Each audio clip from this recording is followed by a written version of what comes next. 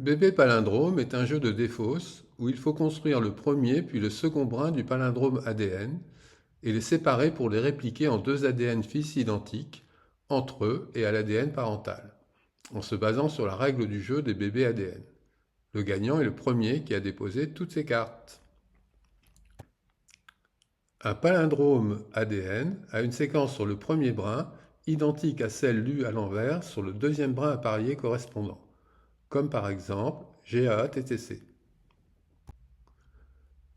Un palindrome peut se construire en prolongeant la première moitié de sa séquence par sa séquence complémentaire, comme il est montré sur le schéma.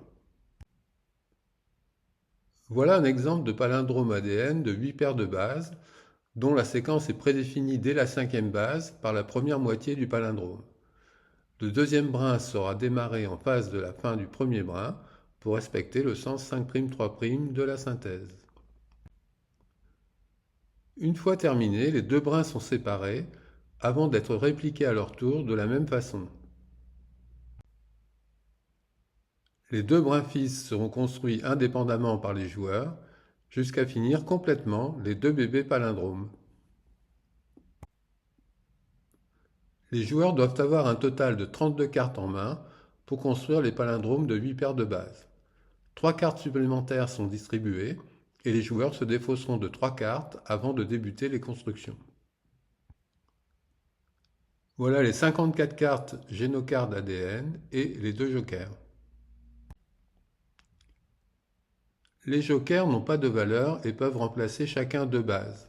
Il faudra donc avoir une carte correspondante pour le récupérer à son tour sur le tapis de jeu. Après la distribution, les joueurs se défaussent de 3 cartes placées sous le talon avant de commencer à construire les ADN. Ensuite, à son tour, tout joueur pourra échanger 2 cartes avec le talon.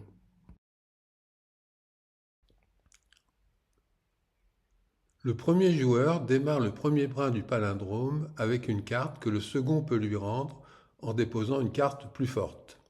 Sinon, il continue le brin dans le sens 5'3' à droite et ainsi de suite. Pour finir son tour, un joueur peut échanger ou non 2 cartes avec le talon.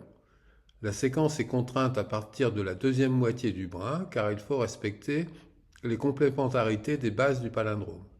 Le joueur terminant le premier brin garde la main pour débuter le second s'il a une amorce de 2 cartes compatibles avec la fin du premier brin. Sinon, il passe son tour en échangeant ou non 2 cartes avec le talon. Le joueur terminant le second brin garde la main pour amorcer un des brins fils de la même façon. Les 2 premiers brins sont écartés pour construire les 2 brins fils en face. Chaque joueur ne pourra jouer que sur un seul brin fils. Lorsqu'un brin fils est terminé, le joueur passe son tour au suivant. Quand un joueur dépose sa dernière carte, elle ne peut lui être rendue. Le premier joueur qui a déposé toutes ses cartes a gagné. Le suivant est deuxième, etc. jusqu'à terminer les 2 bébés palindromes. Lorsqu'il a terminé son jeu, chaque joueur totalise un nombre de points égal au nombre de cartes multiplié par 10 restant en main des autres joueurs.